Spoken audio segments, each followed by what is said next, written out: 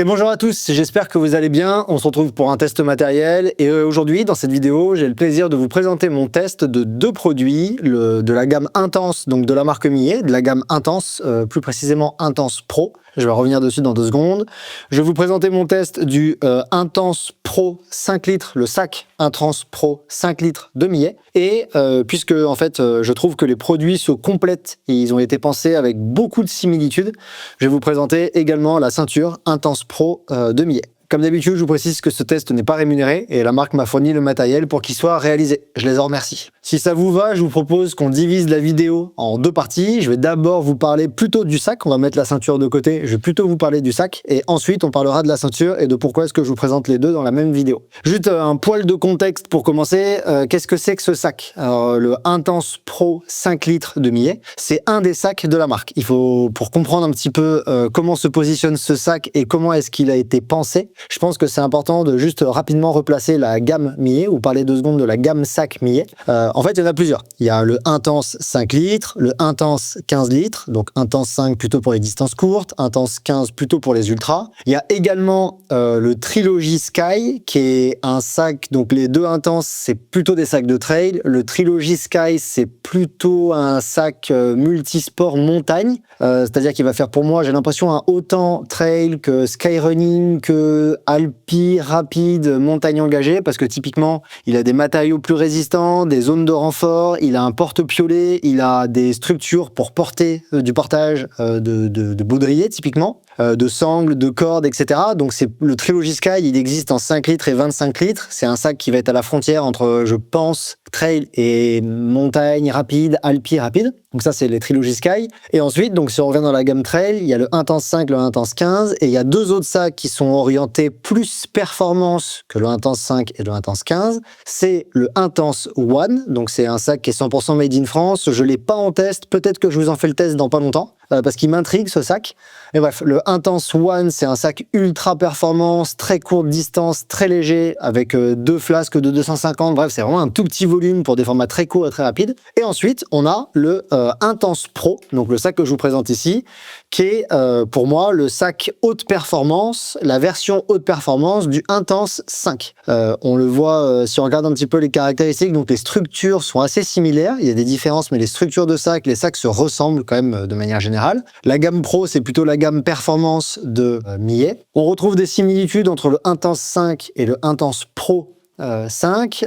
Déjà, les différences, ça va être que le Intense 5, il va être plus lourd, il est 100% en matériaux recyclés, ce qui amène à des contraintes de matériaux. C'est un choix qui est éthique et qui est très agréable à entendre, mais du coup, ça amène à des contraintes au niveau des structures de matériaux, du confort, de l'élasticité, etc., dont celui-ci se détache avec d'autres matériaux utilisés. Et bref, du coup, le sac que je vous présente aujourd'hui, c'est celui-là, donc c'est le Intense Pro 5 litres, c'est-à-dire la version performance du Intense 5 de Millet. Avant de passer à mes retours, on va faire un crochet par les caractéristiques techniques de ce sac. En termes de poids, c'est un sac qui pèse 190 grammes en S et 205 grammes en M, c'est le modèle que vous avez sous les yeux. En termes de volume, je vous l'ai dit, c'est un 5 litres. Concernant les matériaux, je ne suis pas certain d'avoir parfaitement compris, mais il me semble qu'il y a 3 types de matériaux, ou en tout cas de structures utilisées. On a un mesh non élastique et respirant à l'intérieur du sac, donc il y a une grande structure qui habille tout l'intérieur du sac. Et en ce sens, on voit que en fait, c'est les mêmes structures. Pour ceux qui connaissent, typiquement, ça va être le même genre de structure de mesh aéré à l'intérieur qu'un Advanced Skin 5. Donc, c'est le modèle que je vous présente là sous les yeux. Un Salomon Advanced Skin 5, ça va être le même type d'intérieur avec un mesh qui recouvre tout l'intérieur du sac. Et en ce sens-là, il se différencie, il est différent, la matière intérieure, elle est différente d'un sac comme celui que je vous montre là de suite. C'est le Compressport Ultron Evo 10, donc c'est le modèle d'il y a quelques années, où on voit typiquement là qu'il n'y a pas de mèche respirant, il n'y a pas de mèche à l'intérieur, mais il y a uniquement une matière élastique qui recouvre l'intérieur du sac. Donc c'est un type de structure qui est peut-être un peu plus aéré, qui rajoute du poids, qui rajoute un peu de rigidité, et en tout cas c'est le choix que Millet ont fait pour l'intérieur du sac. Ensuite, on a du mesh élastique qui est plutôt resserré et fin. C'est les parties bleues du sac que vous voyez ici. Par exemple, les poches que je suis en train de vous montrer. Là, on a une poche, on voit, qui est dans un mesh élastique et respirant avec des petits croisillons relativement ronds. marron. C'est également ce qu'on a là à l'arrière sur le sac, un mesh élastique bleu. Et enfin, la particularité de ce Intense Pro, c'est qu'il y a une dernière partie avec un mesh que la marque appelle Dyneema. Donc c'est un type de mesh particulier. Enfin, c'est pas vraiment un mesh, c'est un type de matériau,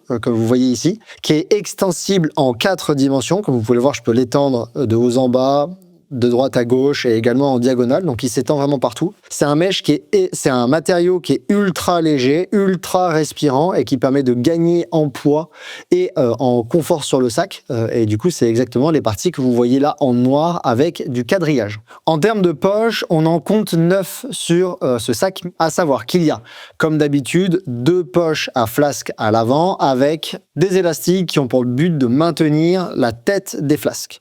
Ensuite, on retrouve 4 poches avant élastiques qui sont dessous les flasques sur les côtés. Donc ça, c'est une particularité sur laquelle je reviens par la suite. Mais comme on le voit ici, la flasque arrive à un endroit et la poche, les 2 poches basses qui sont à l'avant du sac, commencent en dessous de cette poche à flasque. Et il y en a une première qui va être collée à la peau et une deuxième qui va être superposée par-dessus. Et on en a 2 à droite et 2 à gauche. Ensuite, on a une grande poche dorsale qui est plaquée au dos, celle dans laquelle je suis en train de mettre ma main et qui fait toute la profondeur, toute la hauteur du sac. Par-dessus cette poche dorsale, on a une grande poche tunnel superposée en bas qui va être plaquée au dos. C'est celle dans laquelle je mets mes mains actuellement. C'est un espèce de poche kangourou tunnel, hein, comme on appelle. Typiquement, on retrouve ça sur des sacs comme par exemple les Salomon. C'est traditionnel, on les a vus plein de fois, mais maintenant il y a plein de sacs qui sont équipés de cette espèce de poche tunnel à l'arrière. Et la dernière poche qu'on peut observer, c'est celle qui est ici. C'est une demi-poche arrière transversale dans laquelle je suis en train de mettre ma main, qui se trouve sous la poche tunnel et qui se ferme avec une fermeture éclair qui est présente sur le côté. C'est asymétrique, c'est-à-dire qu'elle est positionnée à droite, mais il n'y a pas son équivalent à gauche. Donc, et elle fait à peu près la moitié du sac en termes de largeur. Concernant le portage des bâtons, alors je ne suis pas sûr d'avoir compris. Pour moi, la seule façon de porter des bâtons, c'est avec un carquois qui n'est pas fourni. Sur le site, il y a marqué qu'on peut utiliser des élastiques, mais je vois pas où ni comment. Et de plus, j'ai pas reçu d'élastique avec la livraison, donc je suis pas sûr que ce soit possible. Mais par contre, le sac, il est compatible avec un carquois qu'il faut acheter par contre en plus. Le sac, il n'est pas compatible avec une poche à eau, mais il est livré avec 2 flasques de 500 ml qui sont fournies donc à l'achat. En termes de position des flasques, je reviendrai dessus par la suite, mais elles sont sur les pectoraux et positionnées vers l'extérieur, c'est-à-dire très proche de la jonction des épaules afin de libérer l'avant de la cage thoracique. Il y a la présence d'une poche à téléphone qui est sécurisée, c'est celle que je vous ai montrée derrière avec un zip, donc pas à l'avant comme sur beaucoup de sacs, mais plutôt derrière dans le dos. En termes de taille disponible, il y a un XSS, un M, un L et un XL. Et en autre information intéressante, j'ai noté qu'il était développé en partenariat avec les membres de la team Sidas Matrix, qui n'existe plus aujourd'hui, mais qui a existé pendant un moment, et c'est avec eux qu'ils ont développé sac, Millet. Et le sac est en partie conçu avec des matériaux recyclés. J'ai pas trouvé à quel pourcentage, mais certaines parties du sac sont en matériaux recyclés. Je pourrais même pas vous dire lesquels parce que par contre c'est pas précisé.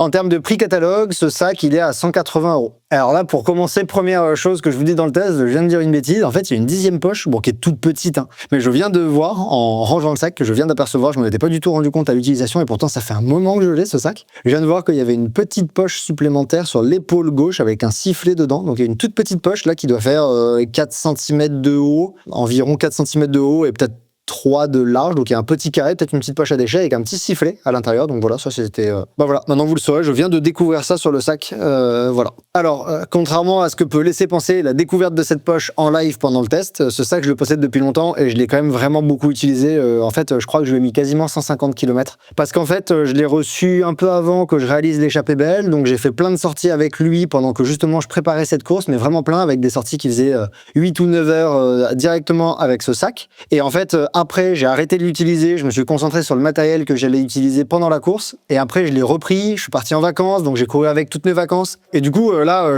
quand je vous fais mes retours, là, je pense que je suis à au moins 150 km minimum avec ce sac, et je l'ai utilisé dans plein de conditions différentes, dans de la montagne super technique, sur des parcours où j'ai un peu plus couru, parce que j'ai préparé l'échappée belle, mais là je prépare les Templiers, donc je cours beaucoup plus, donc en termes de terrain où je vais courir, c'est différent. J'ai vraiment fait plein de choses avec ce sac, j'ai pas fait énormément d'intensité, mais j'en ai fait un petit peu également. Et du coup, voilà, c'est dans ce contexte-là que je vous présente mes retours et les points que moi je trouve importants à discuter. La première chose que je veux aborder, c'est quelque chose qui m'a énormément plu sur ce sac, c'est que les flasques, c'est un sac avec les flasques qui sont extrêmement faciles à insérer dans le sac. Donc les flasques sont vraiment très faciles à ranger. Une fois qu'elles sont rangées, ça donne ça. Et en fait, il suffit de rajouter l'élastique par-dessus.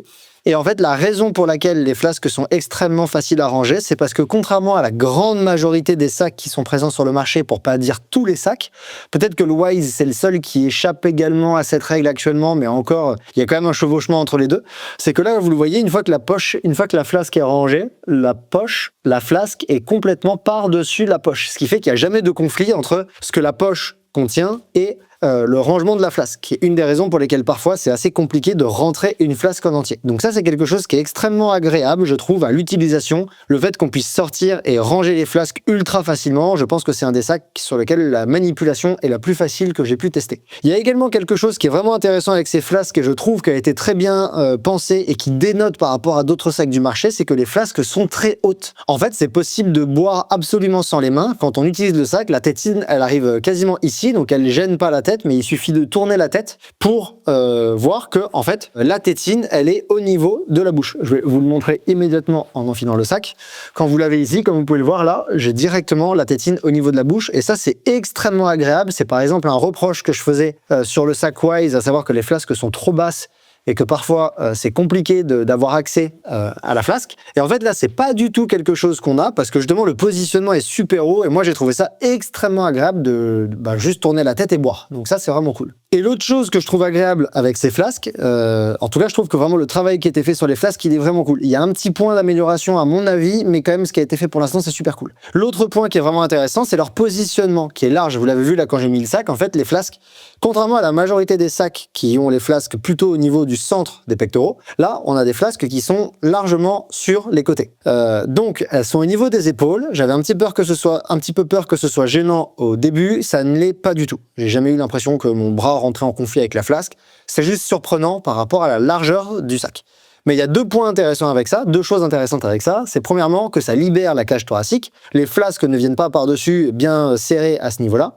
Elles sont plus larges et donc on a la cage thoracique qui est assez libérée. En termes de respiration, c'est agréable. Et la deuxième chose que ça permet, c'est ce que je viens de vous montrer, à savoir que la flasque est très haute, proche de la tête, mais sans jamais gêner, contrairement sur le sac Oxytis dont je vous avais fait le test où les tétines étaient très hautes, mais elles venaient un petit peu dans la tronche de temps en temps. En tout cas, c'est un retour que faisait Margot. Là, on a les flasques qui sont super hautes, mais qui ne gênent pas pendant qu'on court. Et ça, c'est quelque chose que j'ai trouvé extrêmement agréable. Alors, j'aurais bien aimé pouvoir vous dire à quel point est-ce que ce positionnement rend le sac intéressant pour les femmes, pour les coureuses. Parce que c'est un des avantages d'avoir la cage thoracique libérée, c'est que pour les femmes, et typiquement c'est ce que Margot faisait ressortir dans le test des sacs qu'on a eu, elle avait les sacs avec des flasques par-dessus la poitrine, et ça du coup ça engendre d'une part de l'inconfort, puisque ça gêne, c'est gênant, et d'autre part ça peut engendrer de l'instabilité.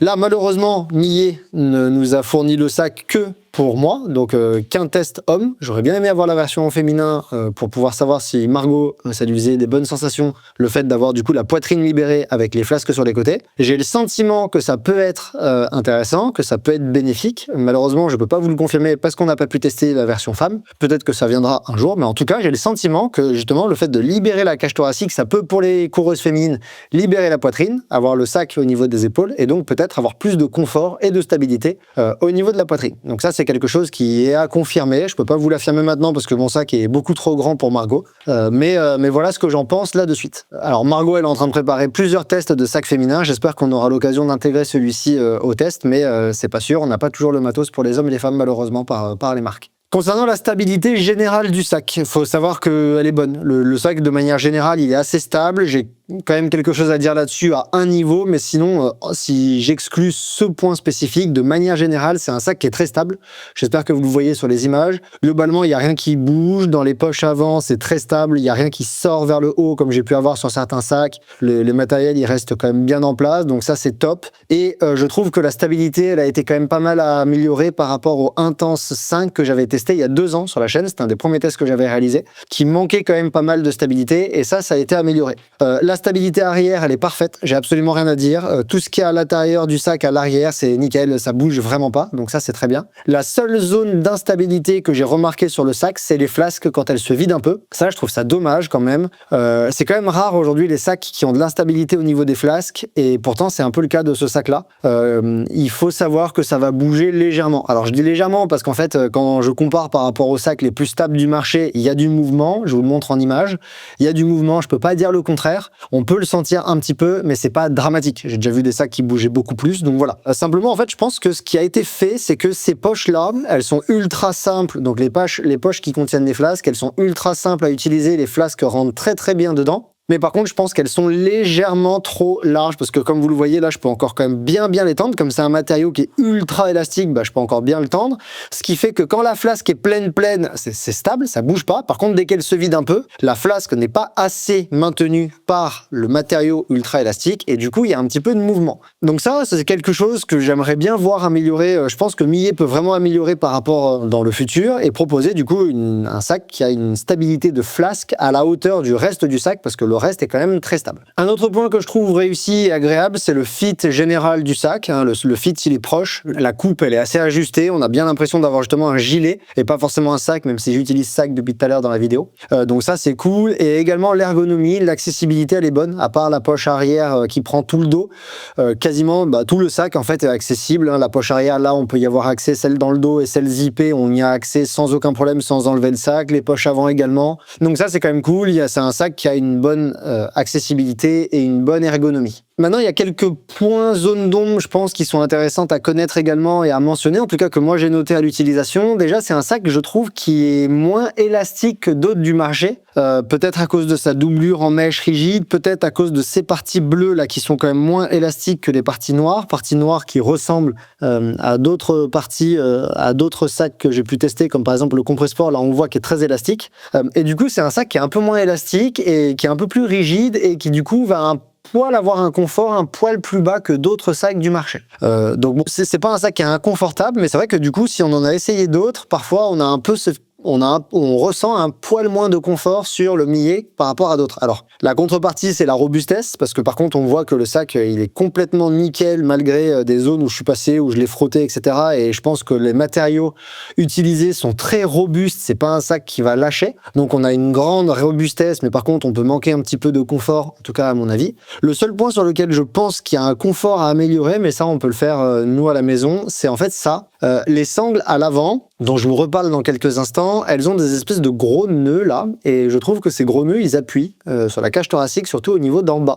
Des deux enfin, pas la partie haute, mais plutôt celui qui est bas. Alors peut-être que j'ai pas essayé, je vous avoue. Peut-être que j'aurais gagné mais le problème c'est qu'il est au niveau des poches avant. Alors peut-être que j'aurais gagné en remontant la sangle un petit peu, mais le problème c'est qu'alors j'aurais pas eu de fermeture au niveau des poches avant, donc bon, je sais pas trop.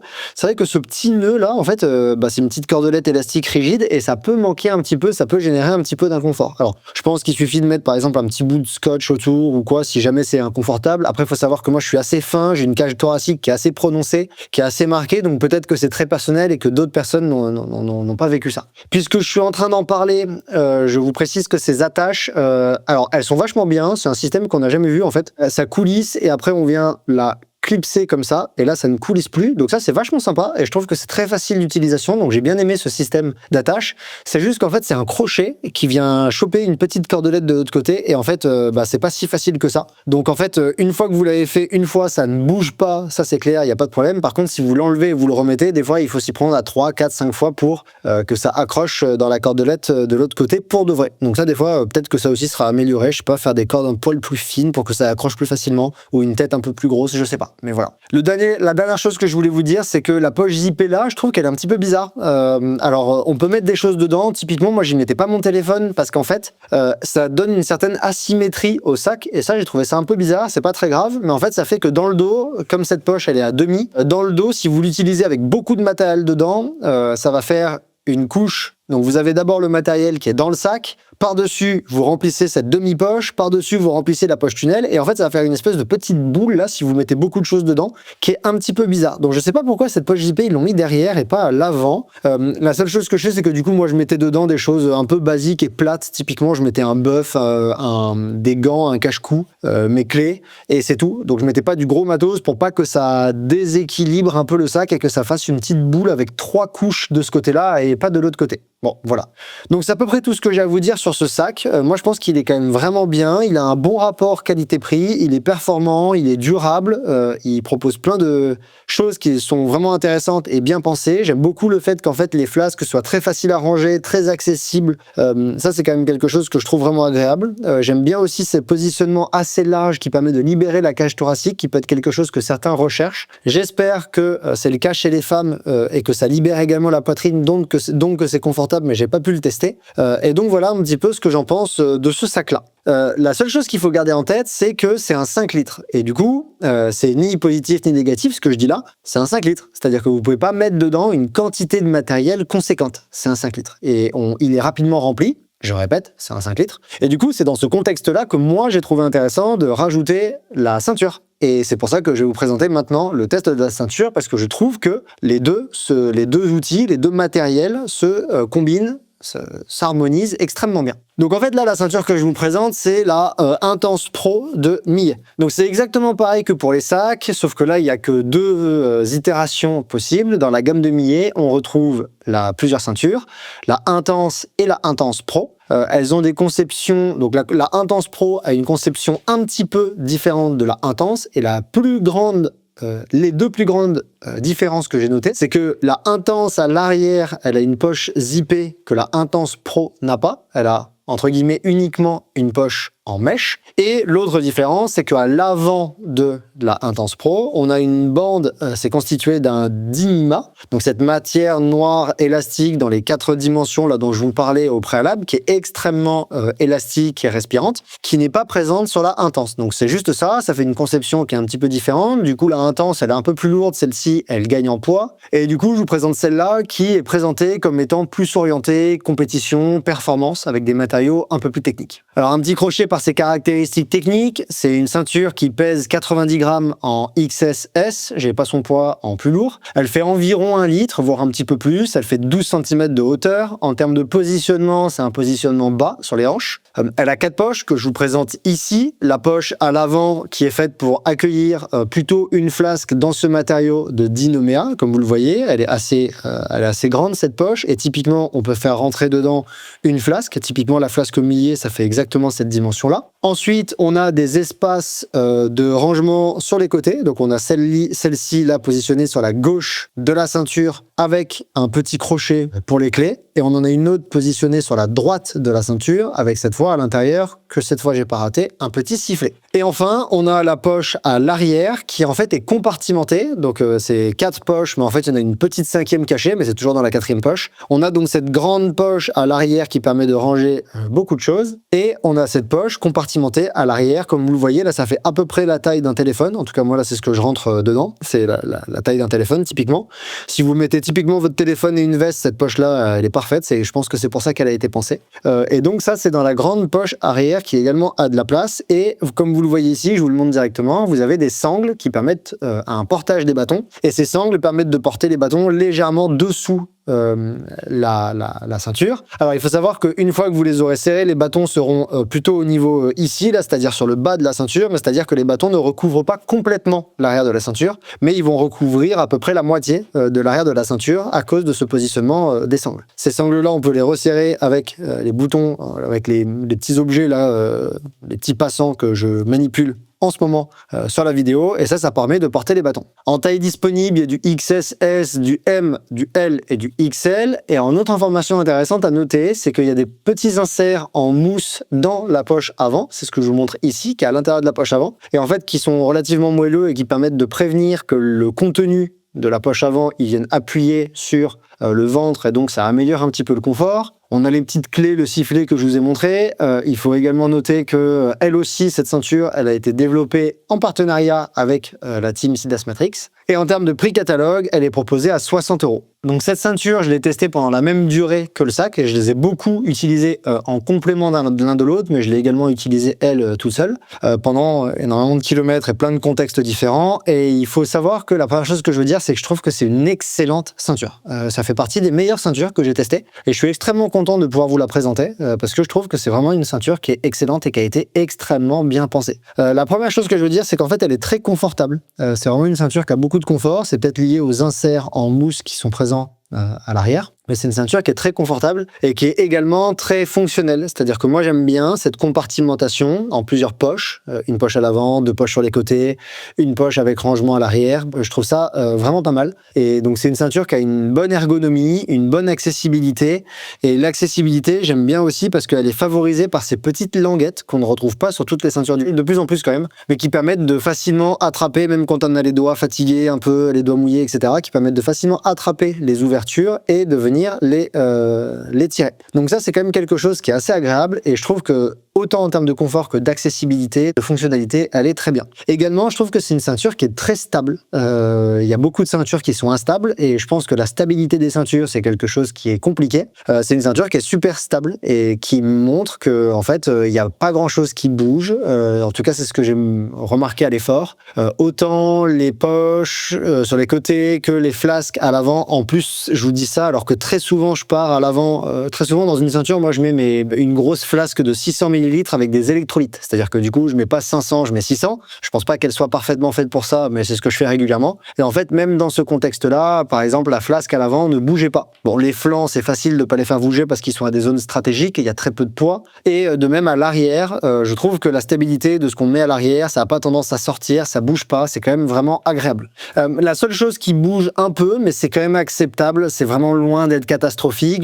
J'aurais bien aimé un poil mieux, mais c'est quand même déjà très bien, franchement. Vous le voyez sur les images, hein. C'est la stabilité des bâtons à l'arrière, elle est bonne. Ça peut très légèrement bouger de temps en temps, surtout quand vous accélérez, que vous gagnez en vitesse dans des grosses descentes. Mais jamais je me suis retrouvé, en fait, les sangles, on peut les resserrer, donc ça permet déjà de bien les tendre et de bien fixer les bâtons entre eux. Et je me suis jamais retrouvé avec la sensation que j'allais avoir un bâton qui allait partir ou sortir ou quoi. C'est quand même vraiment tout le temps resté très stable. Il n'y a pas de, enfin, très fixe. Il n'y a pas de problème là-dessus. Donc, la stabilité peut être légèrement améliorée, je pense, au niveau des bâtons.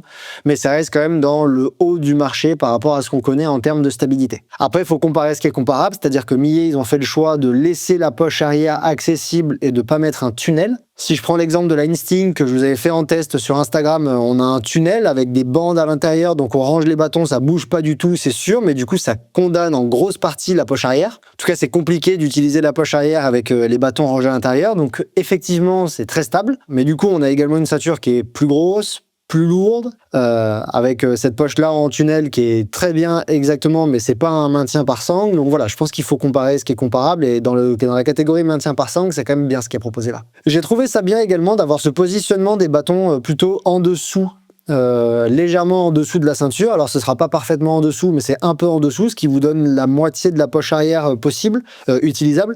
Typiquement, vous pouvez mettre une veste et votre téléphone dedans et les bâtons par-dessus, et là en fait ça bouge pas. Donc ça c'est cool. Alors il y aura un tout petit conflit, mais en fait il va être très léger, ce conflit entre le contenu et les bâtons, et ça j'ai trouvé ça quand même vraiment agréable.